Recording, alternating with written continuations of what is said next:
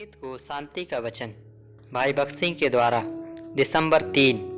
तूने अपनी सच्चाई के अनुसार मुझे दुख दिया है। भजन संहिता 119 का 75 पद। परमेश्वर अपने मन के अनुसार एक व्यक्ति चाहता था, अर्थात एक ऐसा व्यक्ति जिस पर वह मंदिर के विषय में अपनी स्वर्गीय योजना को प्रकट कर सके। वह एक ऐसे व्यक्ति को चाहता था जो उसके द्वारा शासित होने के लिए तैयार हो, जो इस प्रकार मंदिर के लिए सच्ची सामग्री एकत्र करने में सक्षम हो। इसलिए दाऊद को चुना गया और प्रभु ने उसे कई दुखद और दर्दनाक अनुभवों से लेकर गया। विश्वासी होने के नाते हम अक्सर परीक्षाओं और कष्टों से गुजरते हैं जो हमारी समझ से परे है।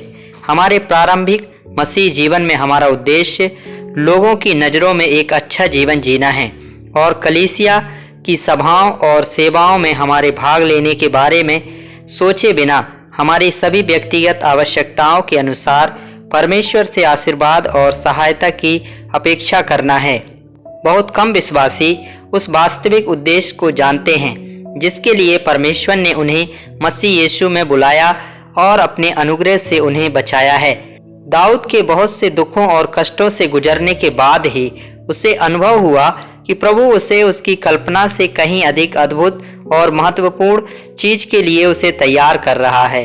इसलिए उसने अपनी गवाही में कहा, हे यहोवा, दाऊद के लिए उसकी सारी दुर्दशा को स्मरण कर। भजन संहिता 132 का 1 पद। वह सहानुभूति के लिए ईश्वर से प्रार्थना नहीं कर रहा था, ना ही वह ईश्वर से अपने कष्टों को कम करने के लिए कह रहा था, बल्कि वह खराई से यह जानना और समझना चाहता था कि परमेश्वर ने उसके जीवन के लिए क्या उद्देश्य रखा है।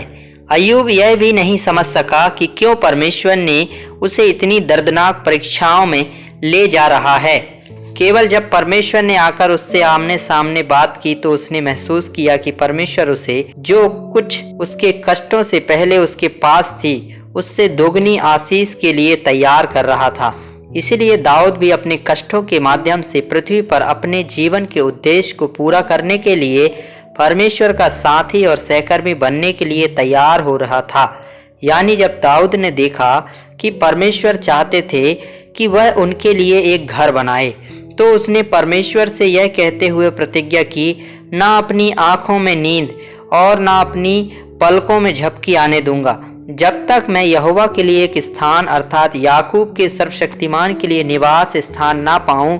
भजन संहिता 132 का 4 और 5 पद।